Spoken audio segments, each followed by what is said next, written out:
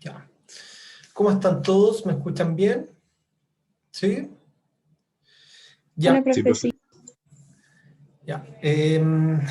Espero que estén bien. Este va a ser el segundo taller que vamos a tener de la asignatura. Va a ser un taller un poquito más corto, donde vamos a ver liofilización, ya que es una operación unitaria que se ocupa no tanto a nivel industrial, cierto en investigación, ¿ya? Tiene hartas aplicaciones en ciencia de los materiales, en aplicaciones de biotecnología. Y la idea es que veamos un poquito los fundamentos, que nos vamos a demorar 40 minutos, no creo que más que eso, que es donde finalizaríamos el taller. Y yo lo que voy a hacer es dejarle un paper, ¿ya? De una aplicación de la liofilización para química ambiental. Estoy pensando, o tengo más o menos visto un trabajo para separación agua-aceite, donde se diseñan los materiales en función de las variables de congelamiento y liofilización para esta aplicación específica, ¿ya? Y siempre es útil saber cómo funcionan los liofilizadores porque en realidad es como un arte tratar de trabajar con este tipo de equipos, ¿ya? Y la idea es que deje de ser un poquito de arte, ¿ya? Y que tengan algunas variables para poder modificar y en teoría tomar alguna decisión mientras desarrollen sus memorias o se desempeñen laboralmente en el caso de que se encuentren con un liofilizador, ¿ya? Se supone que hoy día a las 5 tienen la ayudantía de hidrostática, ¿ya? Con el objetivo de apoyar el test que tienen que desarrollar, ¿ya? La idea es que pueden asistir hoy día o el jueves a la misma hora, ¿ya? ¿Alguna duda? ¿Cómo van con el informe de secado? ¿Van perdidos? ¿Necesitan alguna que lo orienten a algo? ¿O van bien?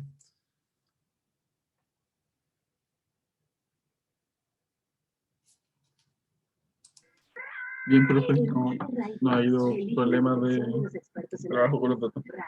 Ya, súper, no quiero que se complique mucho, un informe bien descriptivo, la idea es que gasten un tiempo súper acotadito en la elaboración del informe y que lo hagan de manera grupal, que hagan unas buenas discusiones, unas buenas conclusiones, para que no gasten excesivo tiempo, ¿ya? En este caso van a tener que leer un paper de mediana complejidad donde se van a explicar algunos fundamentos y algo que va a complementar lo que vamos a ver hoy día, sobre todo con el desarrollo de las microestructuras que se necesitan para tener buenos materiales desde el punto de vista ambiental, ¿ya? Ahí sí voy a tratar de mostrarles un trabajo, que lean este trabajo, y les voy a dejar algunas preguntas bien generales para demostrar que se hayan leído y hayan entendido el trabajo que les dejé pendiente. Ya no va a ser en formato de informe, sino la idea es que en las preguntas se propicia una discusión dentro del grupo, ¿ya? Y que analicen un poco el trabajo y qué alcances podrían tener y qué investigaciones podrían hacer ustedes de manera autónoma con estos elementos, ¿ya? Que son bien versátiles, ¿ya? El congelamiento abre un mundo de posibilidades para la ciencia de los materiales y para las aplicaciones ambientales de los compuestos que se desarrollan, ¿ya? Les voy a compartir la pantalla para hablarle un poquito de lo que es la liofilización, ¿ya? Bueno, voy a mover todas las cositas de la pantalla acá. Cualquier duda, ustedes saben, me pueden mandar un mensaje en el chat. Voy a dejar abierto el chat. O me pueden levantar la mano o interrumpir si así lo consideran necesario, ¿ya? Nosotros partimos los talleres con secado, ¿ya? No es casualidad que haya querido partir con secado porque liofilización es una clase de secado bien especial, ¿ya? Y los fundamentos del secado se parecen harto a los fundamentos de la liofilización, solo con algunas consideraciones especiales, obviamente. Un jugador más preparado para la recuperación de la pelota, para... ¿Ya? Entonces, esa es la idea. Entonces, que podamos relacionar ambos fenómenos y ponerle algunos parámetros un poquito más específicos para poder entender el proceso de liofilización. Tenemos que entender que un proceso de secado, ¿ya? Que se hace normalmente a bajas presiones y a bajas temperaturas, lo cual permite que el líquido que está mojando nuestro sólido húmedo se solidifique y producto de la presión en la que se está trabajando, este sublima, ¿no es cierto? En vez de pasar por la fase líquida, pasa directamente a la fase vapor, ¿ya? Entonces, de eso se trata la liofilización, de controlar el proceso de congelamiento que es necesario para liofilizar una muestra determinada y controlar las variables de operación del equipo de manera tal de conseguir un producto de óptimas características en función de la aplicación que nosotros queramos desarrollar. ¿Ya?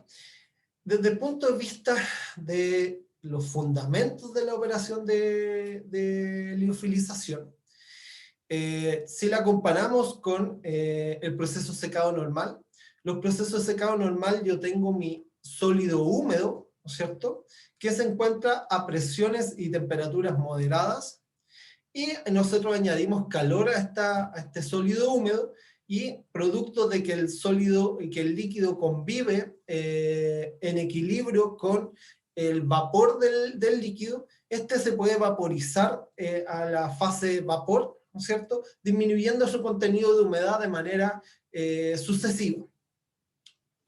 ¿Ya? Otra de las alternativas para limitar o disminuir el contenido de humedad de un sólido, siguiendo este diagrama de equilibrio, ¿no es cierto?, donde nos habla de la presión y la temperatura y las distintas fases que conviven en ella, es disminuir la temperatura, ¿no es cierto? Al disminuir la temperatura, obviamente va a haber dependiendo de las condiciones de presión y temperatura, van a convivir exclusivamente el agua y el hielo, y si disminuye la presión lo suficiente, lo que va a pasar es que el hielo va a convivir de manera equivalente como convive el agua con el vapor, va a convivir hielo o agua congelada con vapor de agua. En esas condiciones se dan cuando las presiones están bajas, ¿no es cierto? Entonces yo tengo que primero congelar la muestra, y posterior a congelar la muestra, yo tengo que disminuir la presión a la cual está sometido esta, para que esta esté en equilibrio con la fase vapor de agua. En esas condiciones yo puedo ir retirando de manera continua, mediante un proceso de transferencia de masa, el vapor de agua que está en la superficie de la muestra, y debido al equilibrio termodinámico que se establece, el hielo va a ir reponiendo este vapor de agua de manera continua, y va a ir disminuyendo su contenido de humedad hasta el valor deseado, ¿cierto? Entonces, la diferencia fundamental que se tiene entre un proceso secado normal y un proceso secado a baja temperatura tiene que ver con la presión de trabajo. Yo, para poder secar un trozo de hielo, yo tengo que bajar la presión del sistema para que convivan en equilibrio el hielo y el vapor de agua en la misma fase. Entonces, esos son los fundamentos del proceso secado. Forma adicional, existen unos procesos secados que se llaman secados con fluidos supercríticos, ya que no los vamos a ver en este caso, pero tienen importantes aplicaciones tecnológicas en la actualidad. Entonces, ¿qué consiste utilizar un fluido supercrítico? ¿No es cierto? El agua es un muy mal ejemplo de un fluido supercrítico, porque para que el agua esté arriba del punto crítico, ¿no es cierto?, y el agua se convierta en un fluido supercrítico, yo tengo que estar a una temperatura y una presión muy altas, ¿no es cierto? Arriba de ese punto no existe una diferencia clara entre la fase líquida y la fase vapor, ¿no es cierto? Entonces, si yo dibujo un camino termodinámico calentando este fluido supercrítico, y, o sea, aumentando la presión del líquido que forma el sólido húmedo, y posteriormente aumentando la temperatura, este líquido se va a transformar en un fluido supercrítico. Y posteriormente, si yo bajo la presión de ese fluido supercrítico a una temperatura determinada, va a haber una transición de la cual yo no me voy a dar cuenta, y todo ese fluido supercrítico se va a transformar en un gas, y yo lo puedo eliminar de manera inmediata, ¿no es cierto? La desventaja de esto es que yo tengo que elegir un fluido supercrítico que tenga una temperatura y una presión adecuadas para que ésta sea manejable, ¿no es cierto? Tener una presión de 218 atmósferas a una temperatura de 374 grados Celsius es una temperatura súper alta. Entonces normalmente se opta por otros fluidos supercríticos como el dióxido de carbono. Entonces yo, si quiero fabricar en el mundo la ciencia de los materiales y un material a partir de una suspensión, tendría que ser una suspensión de dióxido de carbono, de manera tal de que la temperatura y la presión crítica de este fluido que está mojando el sólido sea moderada para poder llegar a esas condiciones y poder tener este fluido supercrítico, ¿cierto? Entonces existen 3 tipos de secado, en la literatura se hablan de estos 3 tipos de secados, y obviamente los 2 primeros son los que tienen aplicaciones industriales, ¿ya? El tercero, el que le acabo de explicar, con un fluido supercrítico, se ocupa solo en investigación, ¿ya? Y no tiene ningún, que yo conozca por lo menos, ninguna aplicación industrial, ¿ya? Entonces nosotros vamos a abordar estos 2 procesos de secado que son los más comunes en la industria, que son el secado a temperatura y presiones moderadas, y el secado a temperaturas y presiones bajas, ¿no es cierto? Que es el proceso de liofilización, o secado o congelamiento y secado, ¿no es cierto? ¿Alguna duda de lo que acabo de explicar?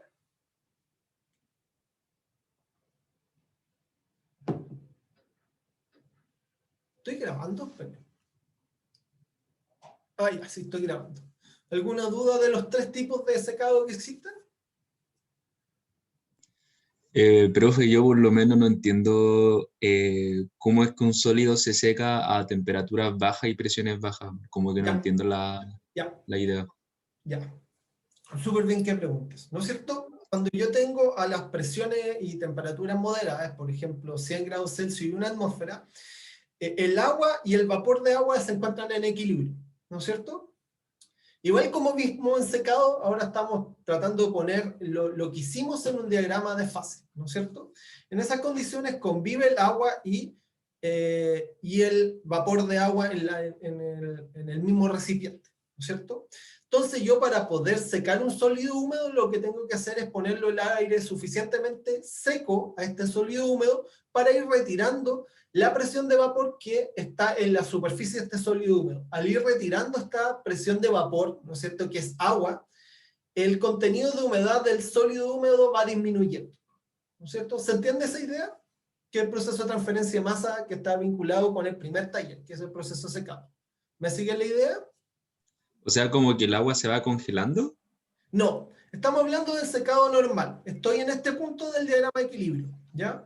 En este punto, fíjate que convive agua y vapor de agua, ¿no es cierto? Entonces, sí, se supone que en equilibrio el agua va a tender a saturar una vecindad cercana al sólido húmedo. Entonces, si voy retirando todo ese vapor de agua que está alrededor de la muestra que se está secando, el sólido húmedo va a tender a reponer ese vapor de agua, ¿no es cierto?, disminuyendo su contenido de humedad.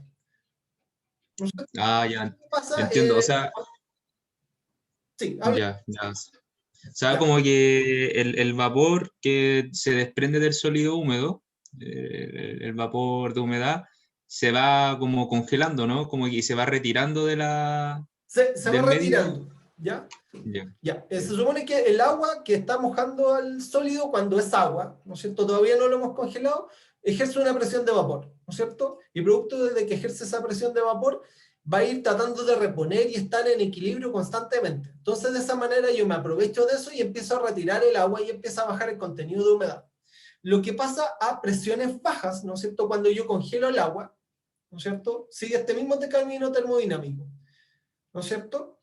Yo congelo el agua, ¿no es cierto? Y el agua no va a ejercer una presión de vapor si las presiones son muy altas, ¿no es cierto? Si yo bajo esta presión, voy a darme cuenta de que el hielo y el vapor de agua se encuentran en equilibrio, coexisten, ¿no es cierto?, para estas condiciones de temperatura y presión que estoy indicando, ¿no es cierto? Me paro en esta línea del diagrama de fase, ¿no es cierto? ¿Esto qué quiere decir? Que el hielo también ejerce una presión de vapor de agua, ¿no es cierto?, que está dado por las características termodinámicas que tiene este hielo, ¿no es cierto? Siempre ejerce una presión de vapor. Entonces, de la misma manera que el sólido húmedo, el hielo también yo le puedo ir bajando el contenido de humedad, retirando el vapor de agua que está en su superficie, y el hielo va a tender a reponer ese vapor de agua a expensas de ir disminuyendo la cantidad de masa de hielo, ¿no es cierto? ¿Se entendió la idea? Sí, profe, ahora entendí. Súper. Entonces, dependiendo ¿Profe? ¿Sí? ¿Cuál es la diferencia de la liofilización y la sublimación? Ya, ambos son exactamente lo mismo, ¿ya? O sea, efectivamente, la liofilización se aprovecha de la sublimación, ¿no es cierto? El hielo a presiones muy bajas va a sublimar, ¿no es cierto? Y porque ejerce una presión de vapor a la presión y temperaturas que se trabaja en el sistema. Entonces, la sublimación y la liofilización son sinónimos. Gracias, profe. Ya, te escuché súper bajito, dame un segundito aquí, que voy a subir el volumen.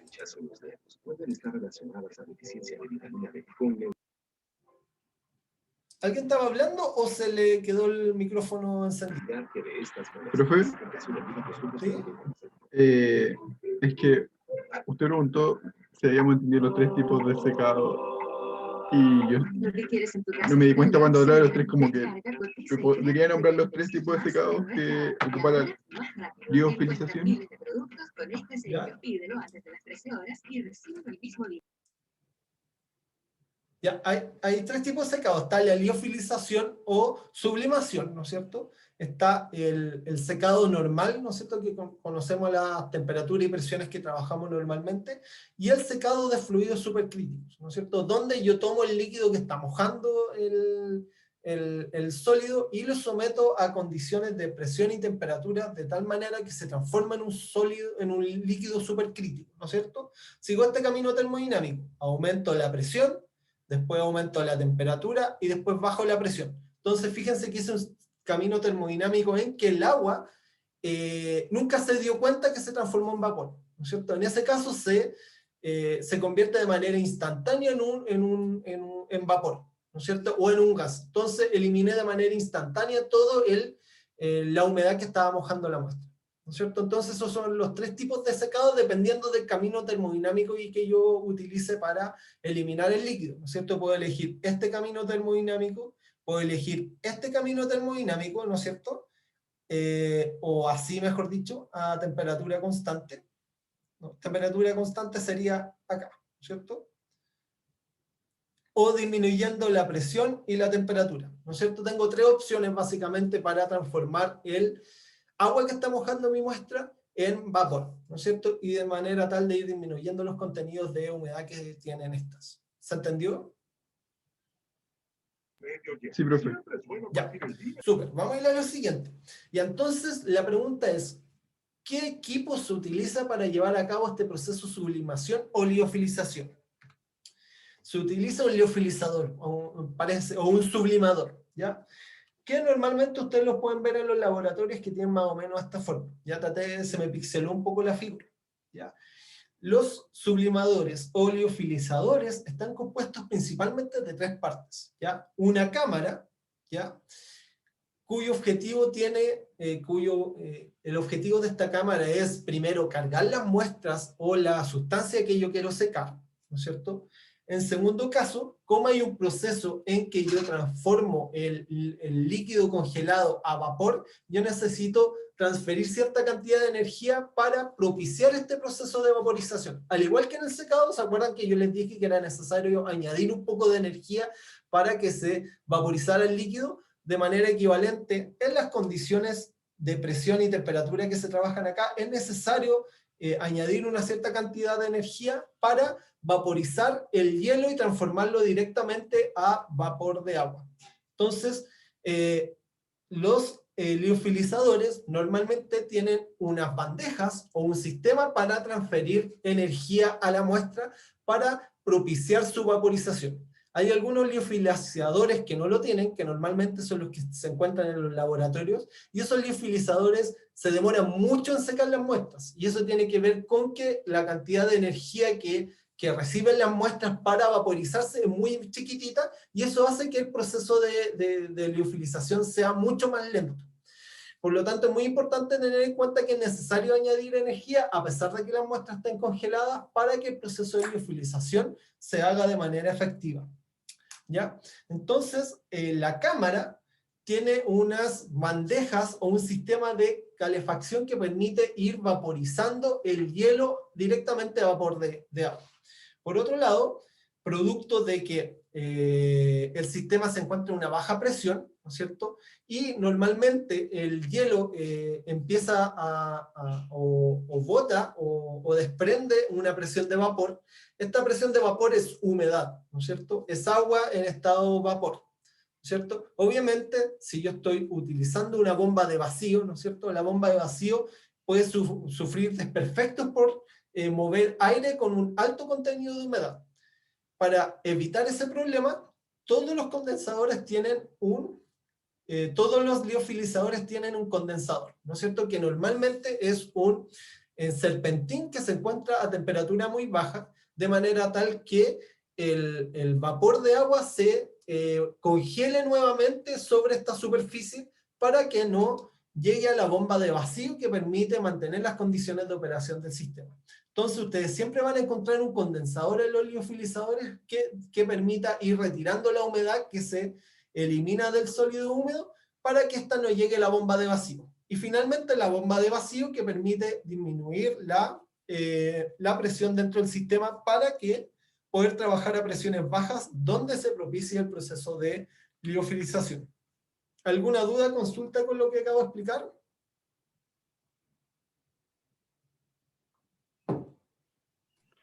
Profe, ¿Sí? ¿puede repetir por qué tenía que estar a baja temperatura el condensador? Ya, el condensador tiene que estar a baja temperatura para que el vapor pueda convertirse en hielo, ¿no es cierto? Para ir capturando el vapor de agua que está en esas condiciones de presiones muy bajas, ¿cierto? El condensador va a trabajar a una presión bajita, ¿no es cierto?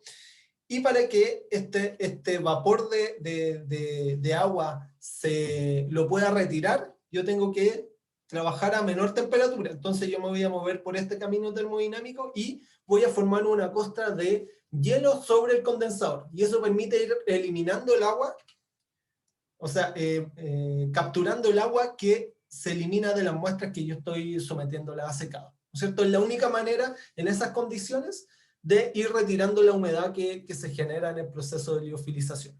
¿Quedó claro? Sí, gracias.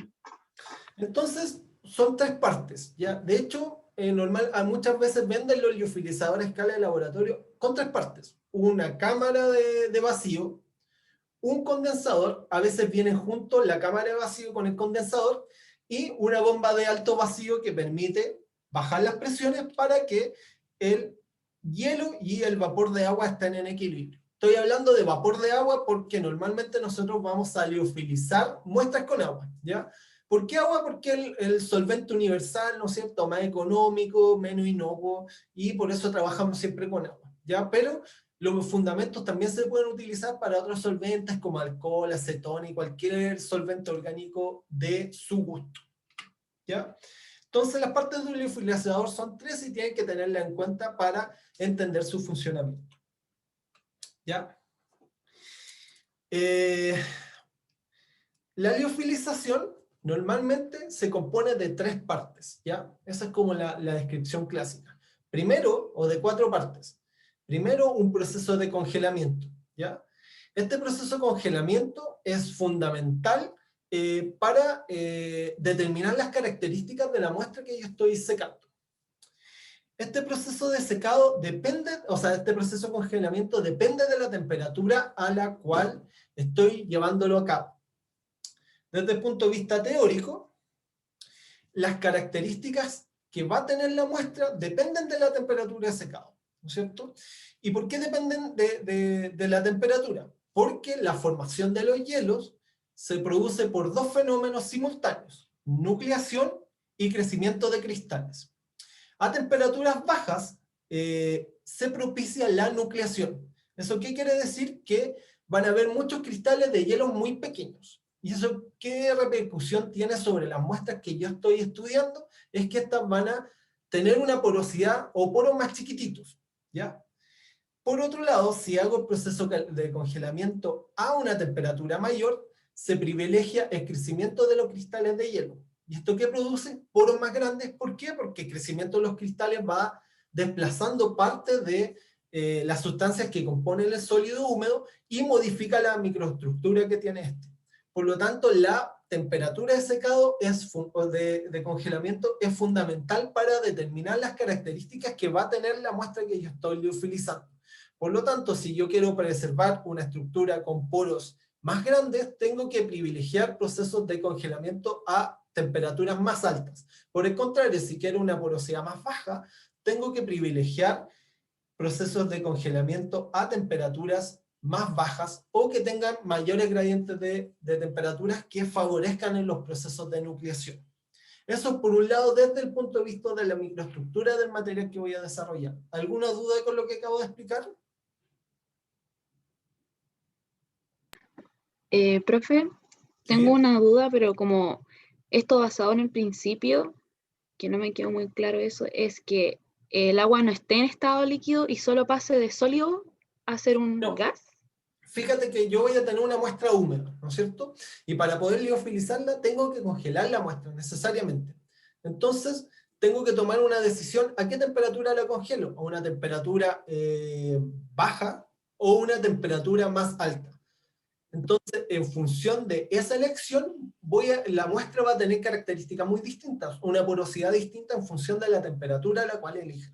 Entonces, eso es la primera decisión que yo tengo que tomar, como si voy a liofilizar una muestra. ¿A qué temperatura la congelo?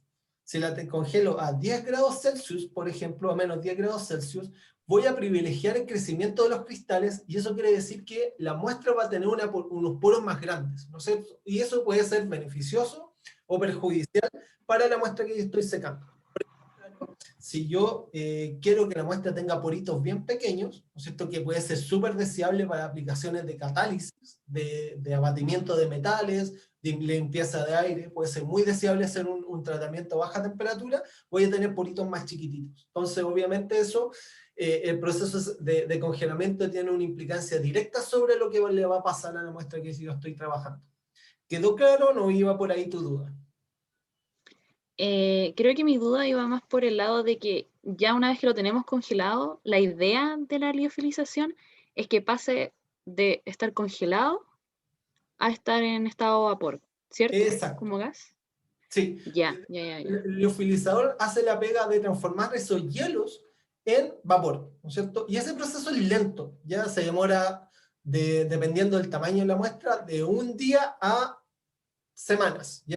Eso depende exclusivamente del tamaño. Muestras más chiquititas se secan más rápido, muestras más grandes se demoran más, ¿no es cierto? Porque en el fondo el hielo de afuera de la muestra sale primero, ¿no es cierto? Y se va echando la cantidad de agua y va dejando una capa de muestra sin hielo en la parte superior, y eso produce una barrera difusional para el hielo que está más al medio. Entonces, mientras más grandes las muestras, más se van a demorar, producto de esta barrera difusional.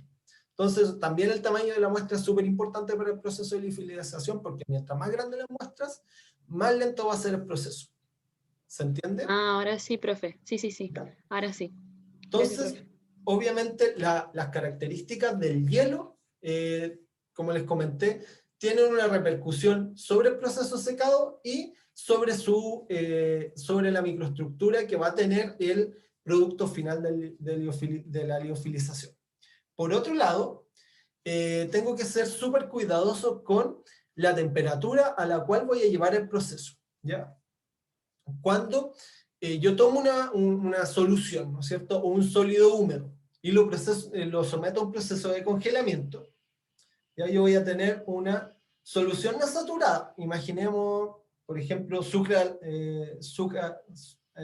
es sacarosa, ¿ya? Supongamos que tenemos esta solución y queremos retirarle a la solución de sacarosa el agua, ¿no es cierto?, por liofilización, ¿no es cierto?, que es secado, o sea, es congelamiento y liofilización. Entonces, si tomamos este diagrama de fase, vamos a partir en el punto A, vamos a disminuir la temperatura y la vamos a llevar a 0 grados Celsius, ¿no es cierto?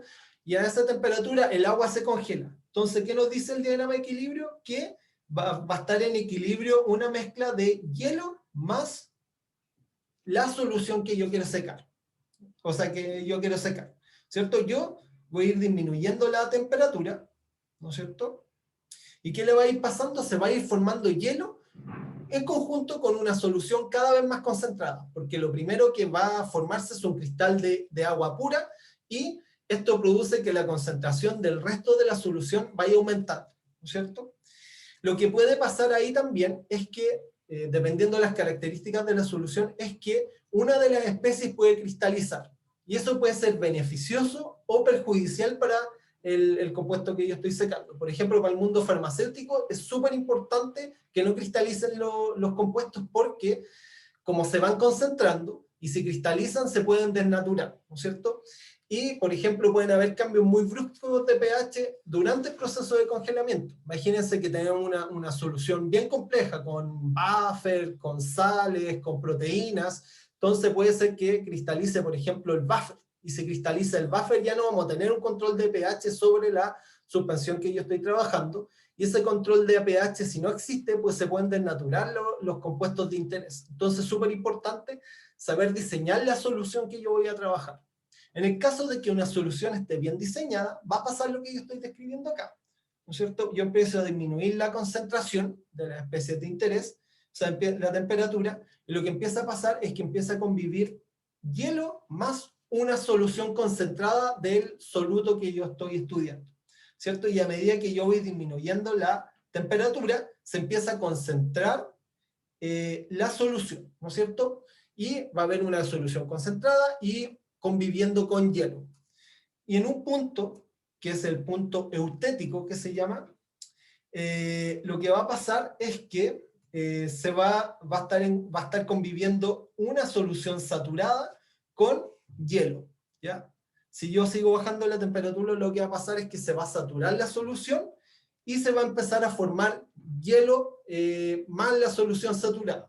Y si yo sigo disminuyendo la temperatura, lo que va a pasar es que se va a formar una solución tan viscosa que va a tener características de sólido amorfo, ¿ya? Y esta temperatura de acá es la temperatura de transición vítrea de mi mezcla, ¿no es cierto? Y en esas condiciones yo tengo que saber esa temperatura de transición vítrea de la muestra, que depende de las características de la solución y no de su concentración. ¿Por qué no depende de su concentración? Porque el mismo proceso de congelamiento va a ir concentrando la solución hasta que llegue a la temperatura de transición vítrea de la misma. En estas condiciones, ¿qué va a pasar? Yo tengo que trabajar siempre abajo de esta temperatura de transición vítrea. ¿Por qué tengo que trabajar abajo? Porque si trabajo arriba de esta solución, puede convivir una mezcla del sólido, del líquido vítreo, ¿no es cierto?, que tiene características de sólido, con una mezcla de solución saturada. Entonces voy a tener por un lado un líquido vítreo muy concentrado y viscoso, y por otro lado voy a tener un líquido. Entonces si llego a trabajar arriba de esta temperatura de transición vítrea, parte del hielo que se formó se puede transformar en esta solución vítrea, y obviamente las características de la muestra que yo estoy trabajando van a cambiar mucho, ¿no es cierto? ¿Por qué? Porque yo quería mantener la mezcla o el sólido congelado, y si no trabajé abajo de esta temperatura, parte de ese sólido que yo tenía pensado que va a ser sólido, va a ser líquido, ¿no es cierto? Y eso va a cambiar el proceso de secado, ya no va a ser una liofilización, sino que va a ser un secado normal a baja temperatura, que no es lo que yo estoy buscando para el proceso que yo estoy estudiando. ¿Se entendió esta idea? Esta temperatura acá, que es la temperatura vítrea del sólido húmedo, o de la solución húmeda. ¿Lo explico de nuevo?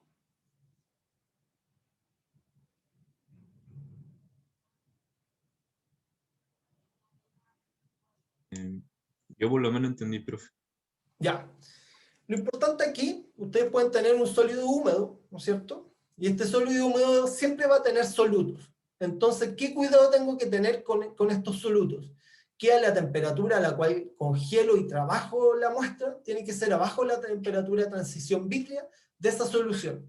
¿Por qué? Si no trabajo abajo de esa transición vítrea, sí o sí va a existir líquido en la muestra sólida, ¿no es cierto? Y eso no es una característica deseable. Esa es la lección de este gráfico de acá. Y eso depende de las características del soluto y del líquido, exclusivamente, no de la concentración. Entonces, si ustedes están trabajando, tienen una muestra humedecida con una solución de sacarosa, por ejemplo, tienen que encontrar la transición vítrea de esa solución de manera tal de trabajar abajo de esa temperatura para que no tengan ningún problema desde el punto de vista operacional y de las características que va a tener su proceso de liofilización. ¿Se entendió? Eso es lo fundamental. Tienen que elegir dos cosas. Tienen que saber la temperatura de transición vítrea. Sabiendo esa temperatura de transición vítrea, tienen que sí o sí trabajar abajo de esa temperatura y tienen que elegir qué tan rápido van a congelar la muestra. Cerquita de la transición vítrea, por ejemplo, en menos 17 grados puede ser la transición vítrea de el almidón, ¿no es cierto? Puede ser. Y yo normalmente, si quiero un gradiente de temperatura bajito, voy a elegir menos 20 grados Celsius. ¿Por qué menos 20? Porque me quedan 3 grados de Celsius abajo de la transición vítrea como factor de seguridad. Y si quiero poros muy chiquititos, trabajo menos 50 o menos 70 o menos 80 grados Celsius para hacer los poros más pequeños en función del proceso de congelamiento que se va a dar dentro de la muestra. ¿Quedó claro?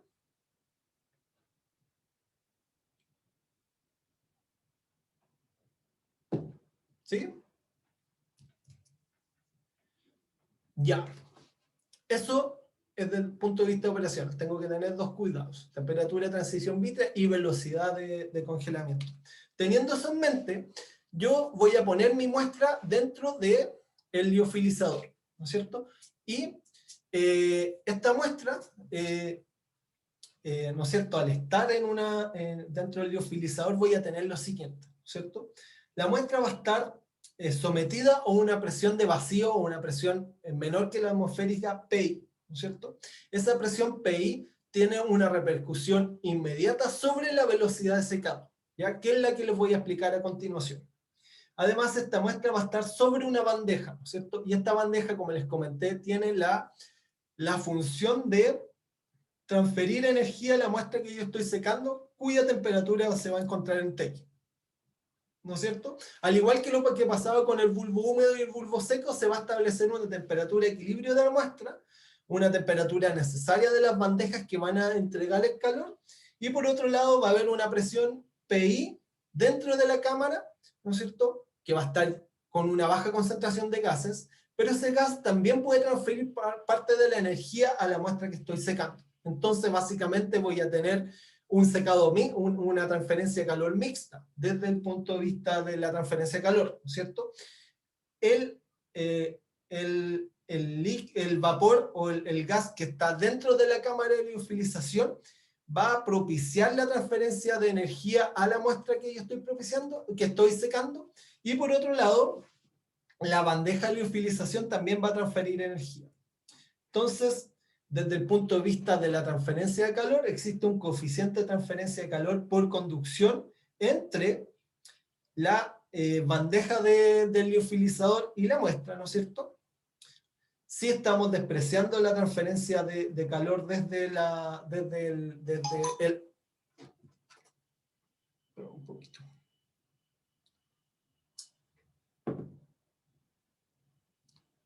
Ya. ¿No es verdad? Nosotros vamos a tener la muestra dentro del liofilizador sumergida dentro de una presión PI, ¿cierto? Esta muestra, producto del proceso secado, va a tener una temperatura de la muestra de TI, y por otro lado la bandeja va a tener una temperatura que va a permitir la sublimación del líquido que está mojando el sol. De esta manera va a haber un coeficiente de transferencia de calor por conducción que va a entregar la energía necesaria para sublimar la muestra. Entonces, esa energía tiene que ser igual al calor latente de sublimación, ¿no es cierto?, que es una característica termodinámica y depende de la presión y temperatura que nosotros estamos trabajando por la velocidad de liofilización, ¿no es cierto? ¿Qué cantidad de masa está perdiendo esta muestra en función del tiempo? ¿Ya? Esto se le denomina velocidad de liofilización. Por otro lado, esa velocidad de liofilización depende de la presión a la cual está sometido el sistema y la temperatura de la muestra. mientras más grande es la presión dentro del liofilizador, más rápido va a ser el proceso de secado, porque las colisiones moleculares del gas que está llenando la cámara ayudan a transferir energía a la muestra, ¿no es cierto? En un comienzo, la transferencia de calor va a ser muy importante desde las bandejas hacia la muestra, pero el frente del hielo se va quedando al medio de la muestra, entonces la transferencia de energía hacia el hielo va a ser menos eficiente mientras más pasa el tiempo, ¿no es cierto? Entonces, la energía de manera posterior a ese punto donde empieza a disminuir la cantidad de hielo, viene principalmente desde el gas que está dentro de la cámara de liofilización, ¿no es cierto? Obviamente hay que tener mucho cuidado con esta presión de acá, ¿no es cierto? Si yo aumento la presión, puede ser que, si volvemos al diagrama de equilibrio, si yo aumento la presión, puede ser que el agua, o sea, si yo aumento la presión, puede ser que se deje de existir el equilibrio entre el hielo y el vapor de agua. Entonces tengo que ser muy cuidadoso en elegir la presión adecuada para que el sistema siga evaporando el líquido en forma de hielo. Entonces, tomando en cuenta estas variables, por un lado voy a tener que elegir un poquito, se supone que me llamaron de...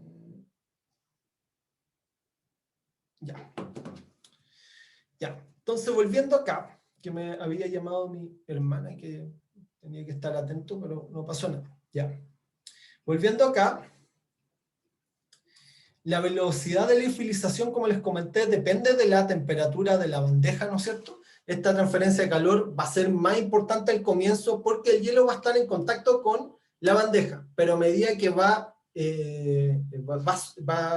transcurriendo el tiempo, la cantidad de hielo en la muestra disminuye y el hielo no va a estar en contacto con la bandeja de manera directa. Por lo tanto, la energía para propiciar la liofilización va a venir principalmente desde el gas que está dentro de la cámara de liofilización. Obviamente, lo que predice la teoría es que va a aumentar la velocidad de liofilización, pero tengo que ser muy cuidadoso para mantener el equilibrio entre el hielo y el vapor para que se propicie el proceso de liofilización.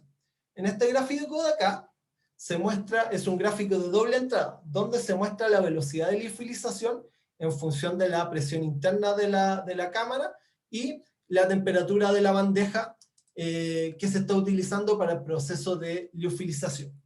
En este gráfico, ¿qué se observa? Si yo tomo el punto A, ¿no es cierto? El punto A es un punto representativo, ¿ya? Donde la temperatura del producto se encuentra a menos 20 grados Celsius. Por ejemplo, podemos suponer que la temperatura de transición vítrea de la solución que está mojando el sólido es menos 15 grados Celsius, entonces estamos abajo de la transición vítrea de esa solución. Entonces estamos súper bien, tenemos un margen de seguridad para trabajar.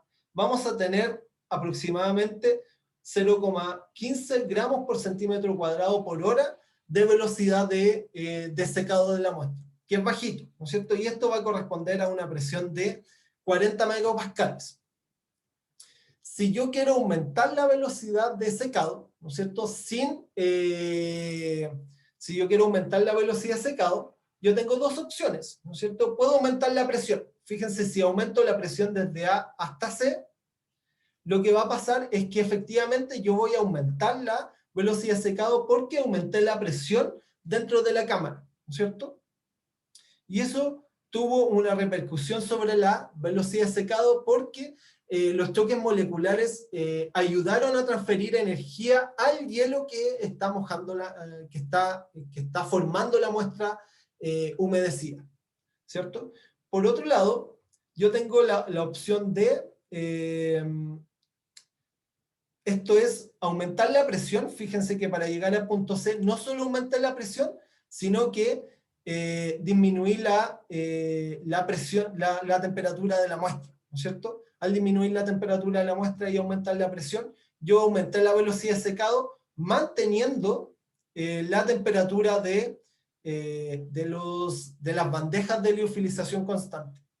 Otra alternativa que puedo tomar para aumentar la velocidad de secado de liofilización es aumentar la temperatura de la bandeja, ¿no es cierto? Y eso obviamente tiene una repercusión sobre la transferencia de calor por conducción, ¿cierto? Lo delicado de aumentar las temperaturas de las bandejas en el proceso de liofilización es que puedo desnaturar la muestra, ¿no es cierto?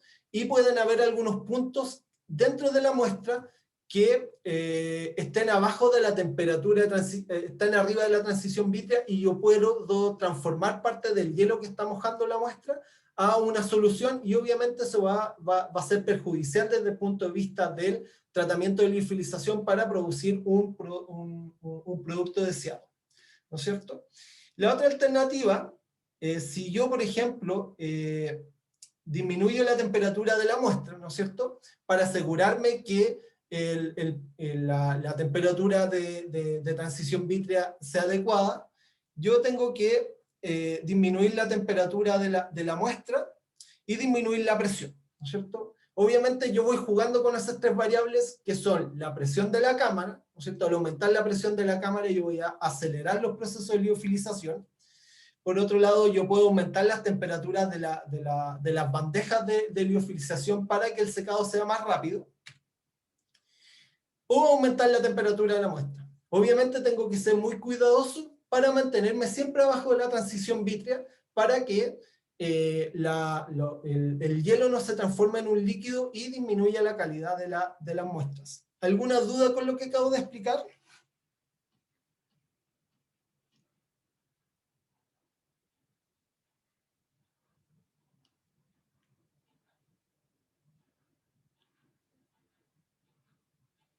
¿Quedó claro?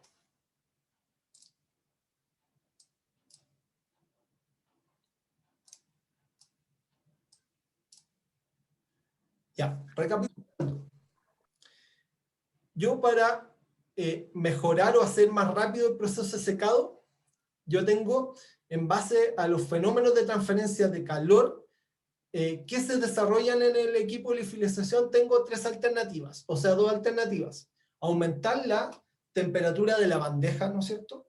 Al aumentar la temperatura de la bandeja, manteniendo la temperatura de la muestra, ¿yo qué tengo que hacer? Aumentar la temperatura de la bandeja, ¿no es cierto? Pasando de 20 a 30 grados Celsius, o 40 grados Celsius, yo tengo que necesariamente disminuir la presión, ¿no es cierto? Eso me va a asegurar que la temperatura de la muestra permanezca constante. Entonces, si yo elijo aumentar la temperatura de la bandeja, yo necesariamente tengo que disminuir la presión del sistema para que disminuya la temperatura, para que se mantenga constante la temperatura de la muestra. Por el contrario, si yo quiero acelerar el proceso de liofilización aumentando la temperatura de la muestra, ¿no es cierto?, a menos 17 grados Celsius, por ejemplo, yo lo que voy a tener que hacer es disminuir la presión y aumentar la temperatura de las bandejas, ¿no es cierto? Entonces, básicamente tengo dos variables de operación, las bandejas y la presión, ¿cierto? Modificando ambas variables, yo puedo ir acelerando el proceso de liofilización, teniendo cuidado que la temperatura de la muestra no esté encima de la transición vítrea que yo elegí para funcionar con este sistema, ¿no es cierto? Yo puedo elegir como limitante son menos 15 grados Celsius, y yo en teoría podría aumentar hasta 0,27 gramos centímetro cuadrado por hora, si yo aumento la temperatura de las bandejas a 40 grados Celsius y yo trabajo a una presión de aproximadamente 47 megapascales. De esa manera yo puedo aumentar casi al doble la velocidad de liofilización sin tener problemas con estar encima de la transición vítrea. ¿Se entendió la idea o no? Sí, profe. Ya.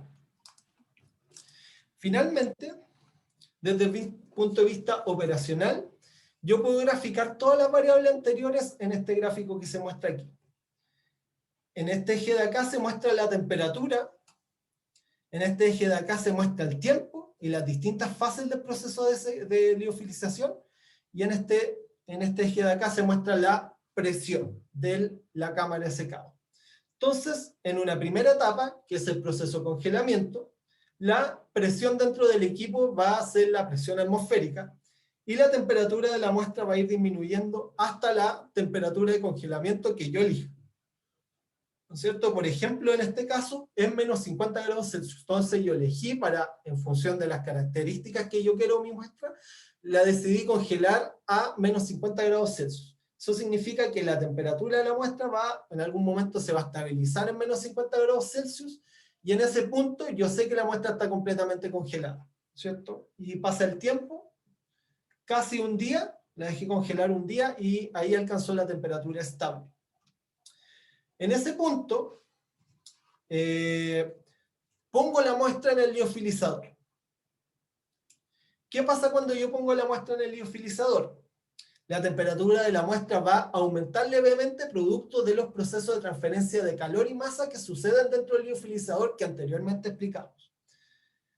¿Y esto por qué se produce? Primero, porque yo voy a tener que las bandejas del liofilizador no se van a encontrar a la misma temperatura, sino que a una temperatura más alta. Por ejemplo, yo elegí funcionar a menos 20 grados Celsius. Entonces las bandejas están a menos 20 grados Celsius, la muestra está a menos 30, y la presión del equipo bajó a una presión bastante baja, que es aproximadamente 0,03 megapascales. Entonces, en esas condiciones, observamos que la temperatura de la muestra permanece constante, ¿no es cierto? En cierto punto, la temperatura de la muestra empieza a aumentar, ¿no es cierto? Que son estas tres gráficas que se muestran acá, hasta que la temperatura de la muestra que yo estoy analizando alcanza la temperatura de la bandeja, en cuyo caso se dice que el proceso de liofilización primario, o la primera etapa del proceso de liofilización, culminó. En este caso, al igual que en el proceso de secado normal, estoy eliminando la humedad libre dentro de la muestra, o la humedad que está en forma de hielo, formando el sólido húmedo, ¿no es cierto?, que sometí al proceso de congelamiento. Entonces, en esta primera etapa estamos retirando todo el hielo de la muestra y toda la humedad que esté libre dentro del sistema. Entonces, la temperatura de los productos van a alcanzar la temperatura de las bandejas, en cuyo caso comienza el secado secundario, y acá en el secado secundario empiezo a retirar la humedad ligada, o la humedad que está interactuando fuertemente con el sólido que está formando la mezcla, ¿no es cierto? En ese caso, elijo una estrategia de secado por escalones, ¿ya? ¿Qué es lo que hago aquí? Mantengo la presión baja dentro del liofilizador, y lo que voy haciendo es aumentar en rampas la temperatura de las bandejas. Aumentar en rampa hasta que las temperaturas de las muestras alcancen las temperaturas de las bandejas, lo que significa que se disolvió todo el agua que estaba mojando las muestras, ¿no es cierto? Ya no está en forma de hielo, sino que está en forma de humedad química pegada al sólido en el liofilizador. Entonces empiezo a eliminar o a disolver la humedad que está mojando estos sólidos, haciendo un proceso de liofilización en escala, hasta que finalmente me doy cuenta que la temperatura de la muestra que yo estoy secando permanece constante, y la temperatura de la bandeja queda arriba de la temperatura de la muestra, en cuyo caso doy por finalizado el proceso de secado.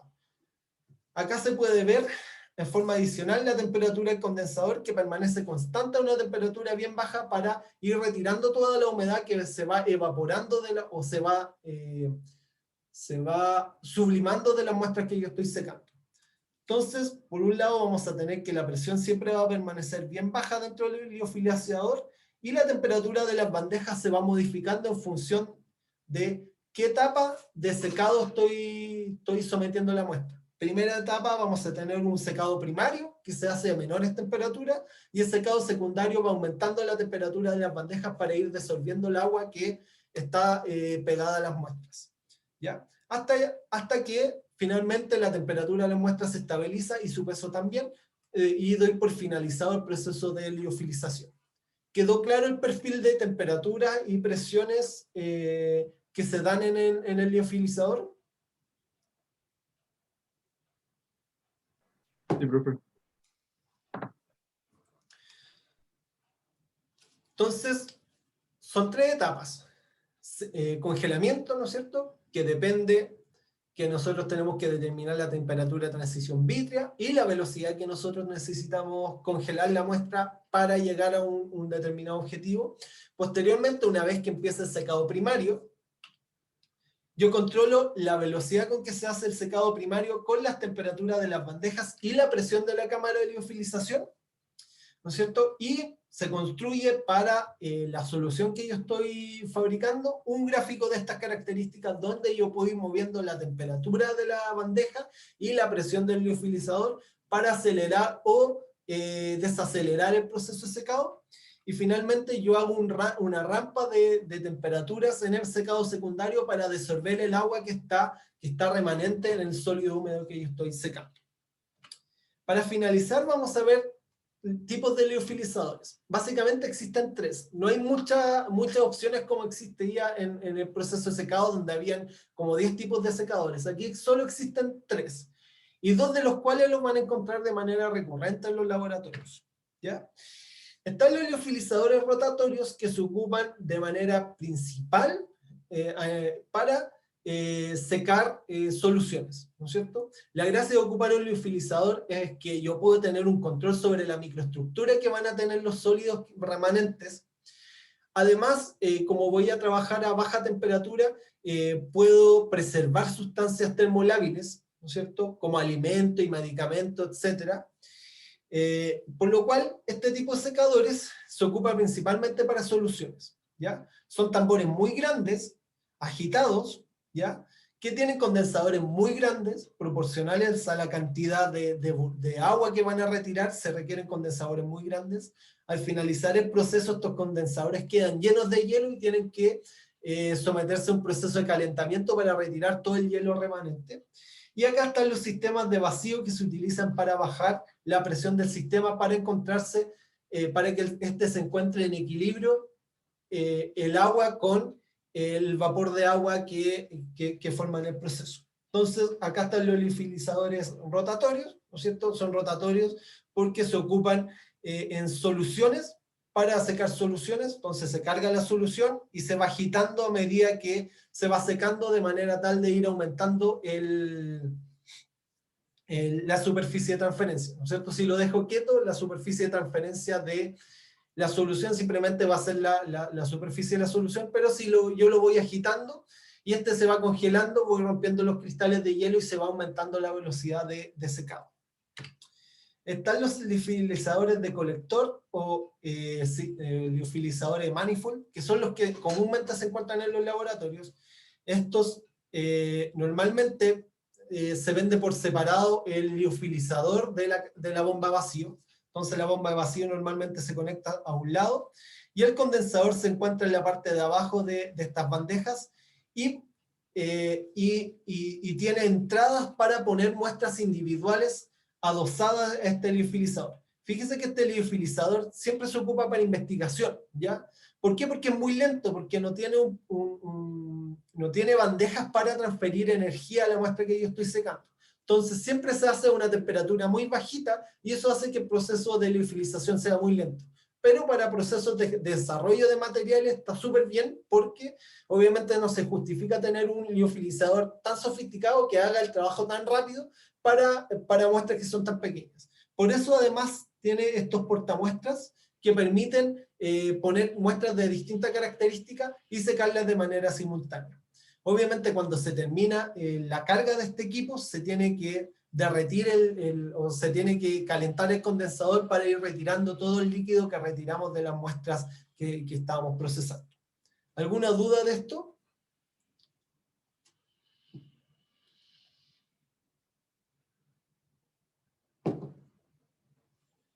¿No? Ya. Y el otro tipo de liofilizador son los liofilizadores de bandeja, que normalmente se utilizan de manera extendida en la industria, ¿ya?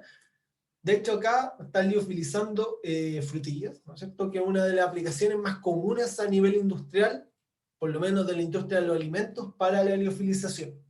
Hay algunas galletas más pitucas, por decirlo así, que también las sometan a un proceso de liofilización para que sean mucho más crocantes y más blanditas, ¿ya? Y obviamente esos son alimentos que se están desarrollando actualmente, y a nivel de laboratorio también pueden encontrar liofilizadores de bandeja.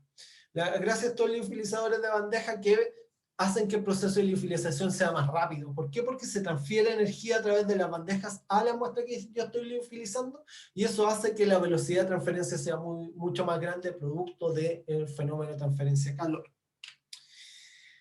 Eso. ¿Les quedó alguna duda de lo que acabo de explicar?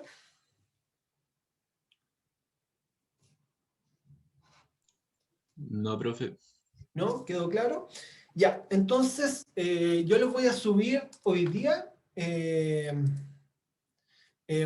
un paper, ya les voy a dejar unas 3, 4 preguntas, y la idea es que entreguen el desarrollo de esas preguntas resolviéndolas grupalmente. Ya la idea es propiciar un poquito la discusión, que ustedes puedan proponer algún tema de investigación con un liofilizador para ciencias ambientales, ¿ya?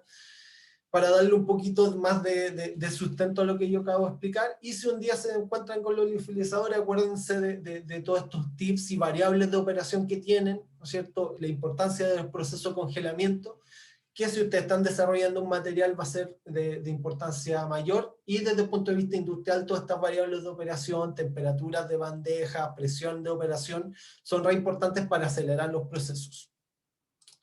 Ya recuerden las temperaturas de transición vítrea, que tienen que trabajar abajo las temperaturas de transición vítrea para que el proceso de liofilización se haga de manera adecuada.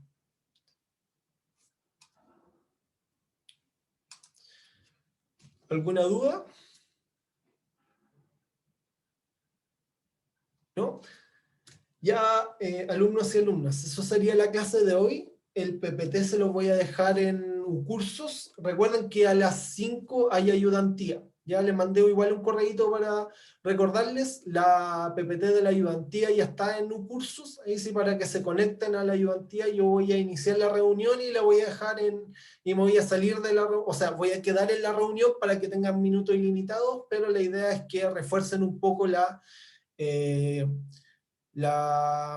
evaluación que tienen esta semana y que tienen hasta el lunes para responderla. Bueno, profe. Ya. Eso. Ya, profe, muchas gracias. Ya, que estén Gracias. bien. Hasta luego. Hasta luego. Chao, profe. Chao. Chao, profe, que esté bien. Cuídense.